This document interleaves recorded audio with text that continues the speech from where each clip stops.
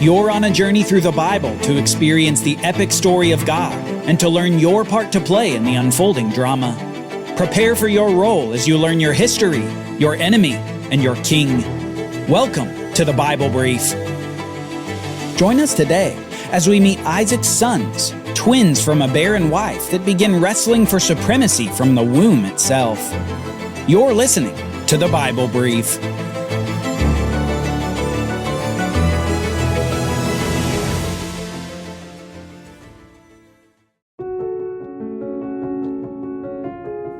Rebekah is in labor.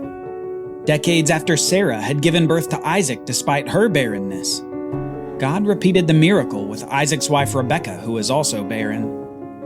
First, Isaac was the miracle child, and then through Isaac's wife would come two more miracle babies. God is doing something big with this family. Now, after Isaac's wife Rebekah had conceived, she began to notice a lot of motion and turbulence in her womb. So she prayed to the Lord and said, "Why is this happening to me?" And the Lord said to her, "Two nations are in your womb, and two peoples from within you will be separated. One people will be stronger than the other, and the older will serve the younger."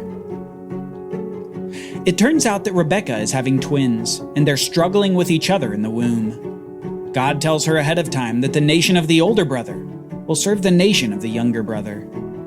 These two babies will come to form two nations, and the older will serve the younger. This is a pretty big statement by God, and we'll begin to discover how it plays out as the story unfolds. After feeling this struggle in her womb for months, it's now time for her to meet her two children, the grandchildren of Abraham and the children of Isaac. So let's go right to where they're born.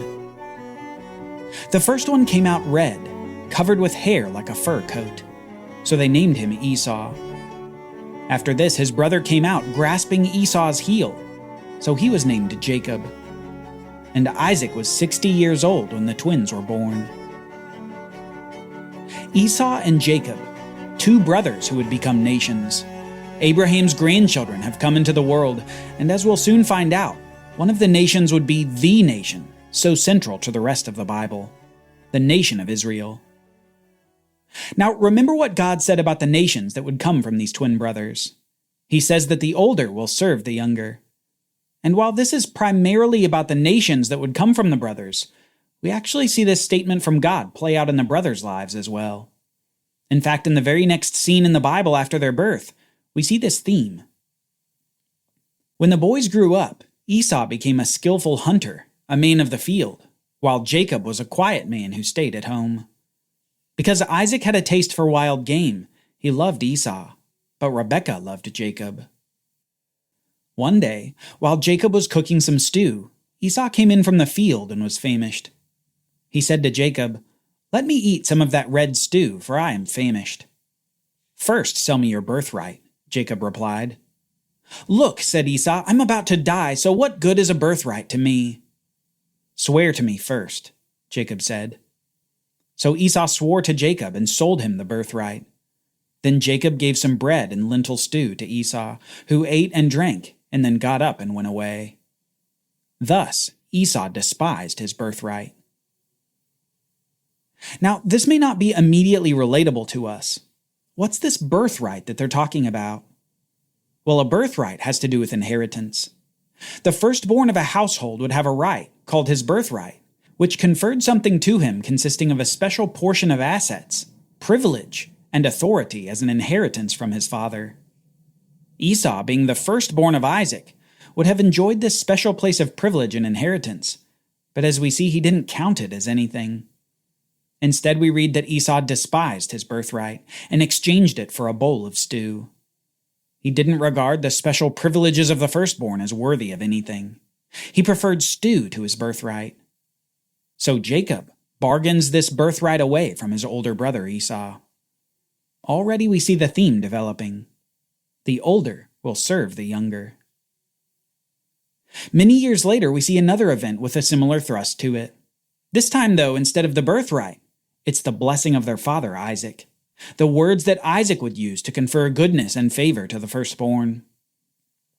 Now, these blessings of the fathers in the Bible often take a prophetic tone to them, where the blessings come to pass as if from God himself. How this works isn't detailed anywhere in the scriptures, so we need to just take it as a given in the narrative.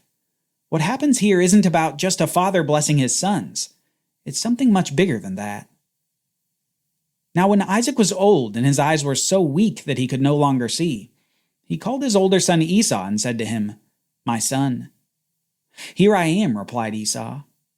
"Look," said Isaac, "I am now old and I do not know the day of my death. Take your weapons, your quiver and bow, and go out into the field to hunt some game for me. Then prepare a tasty dish that I love, and bring it to me to eat so that I may bless you before I die." Now Rebekah was listening to what Isaac told his son Esau. So when Esau went out into the field to hunt game and bring it back, Rebekah said to her son Jacob, "Behold, I overheard your father saying to your brother Esau, 'Bring me some game and prepare me a tasty dish to eat, so that I may bless you in the presence of the Lord before I die.' Now, my son, listen to my voice and do exactly as I tell you. Go out into the flock and bring me 2 choice young goats, so that I can make them into a tasty dish for your father, the kind he loves. Then take it to your father to eat, so that he may bless you before he dies." Jacob and his mother hatch a deceptive plan to get Jacob the blessing of the firstborn instead of Esau. It's a plan only enabled by the blindness of Isaac, who so desired one last tasty meal. And so within hours, Jacob comes to his father with a hairy skin on to be like his brother, and with delicious food as Isaac had desired. Blind Isaac, convinced by these deceptions, and by the food, grants the blessing of the firstborn to who he thinks is Esau. So Jacob came near and kissed his father. When Isaac smelled the clothing, he blessed him and said, "Ah, the smell of my son is like the smell of a field that the Lord has blessed. May God give you the dew of heaven and the richness of the earth, an abundance of grain and new wine. May peoples serve you, and nations bow down to you. May you be the master of your brothers, and may the sons of your mother bow down to you. May those who curse you be cursed, and those who bless you be blessed."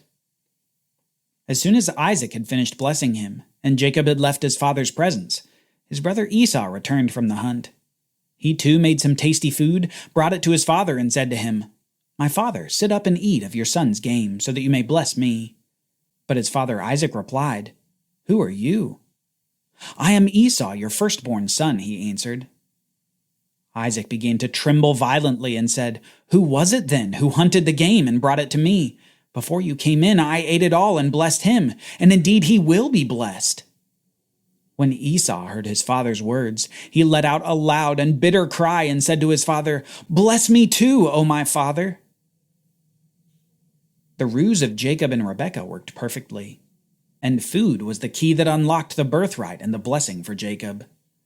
Jacob cooked Esau a meal for his birthright, and Rebekah cooked what Isaac loved to help Jacob trick him. Appetites, it seems, can get in the way of clear thinking. Both Isaac and Esau experienced loss because of their appetites. What we see from this account is Jacob tricking his father Isaac into giving him the blessing of the firstborn instead of his older brother Esau. Despite Isaac's attempt at confirming the identity of his son, Jacob's intent prevailed. And you can see how Isaac and Esau are both distraught when they understand what happened. Jacob has been given the primary blessing from his father, and Esau now has no birthright and a second-hand blessing.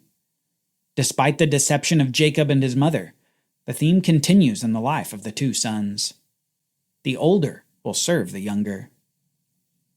Esau, however, is enraged at this deception. Jacob has taken the place of honor despite being his younger brother, which, as it happens, relates to the meaning of Jacob's name. Jacob means something like deceiver and supplanter, and Jacob has lived up to it, having gained both the birthright and the blessing. But now Jacob is on the run, because Esau wants him dead. After fleeing Esau to a land outside of Canaan, Jacob stays away for many, many years.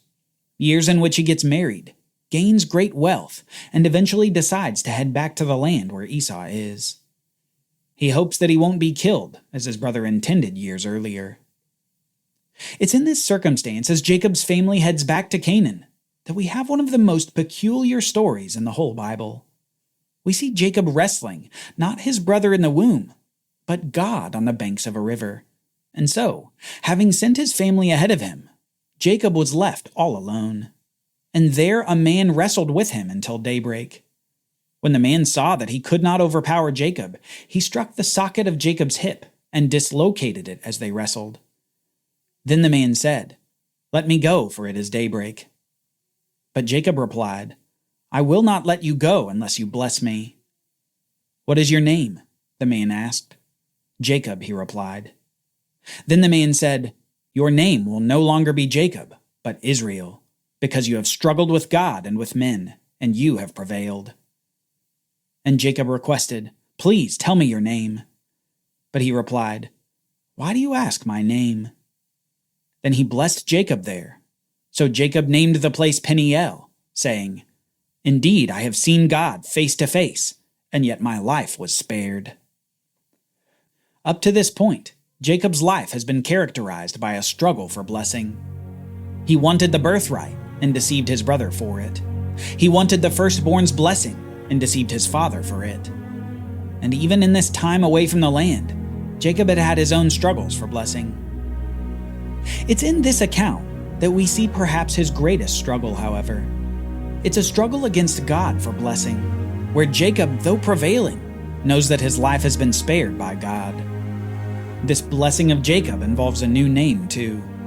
Jacob's new name is Israel, which means something like struggles with God. Jacob's greatest desire in life was blessing, and this wrestling narrative epitomizes his lifelong journey to this point, a struggle for blessing. Yet this name change signifies something else for Jacob too. Having received God's blessing, he no longer has to struggle for it. Instead, he inherits the great promises to not only his father Isaac, but to his grandfather Abraham. Jacob has become the inheritor of the Abrahamic covenant promises, those promises of land, seed, and blessing to the world. But the thing we need to take away from this is not that Jacob earned God's blessing through his struggling, but rather that true blessing is a gift from God. Jacob was blessed by God and had his life spared after this ultimate wrestling match. Deceit didn't help him here, and nor did Jacob's strength, which God took away in a moment by dislocating his hip. God simply blessed Jacob despite his serious character flaws. Jacob no longer had to struggle and deceive for blessing. Instead, he would simply receive and be a participant in the blessing given by God. It would be through the line of Abraham, Isaac, and Jacob that the great blessing to all nations of the world would come.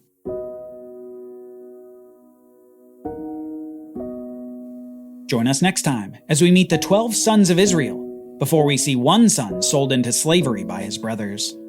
A son who ends up saving his scheming brothers from death by starvation.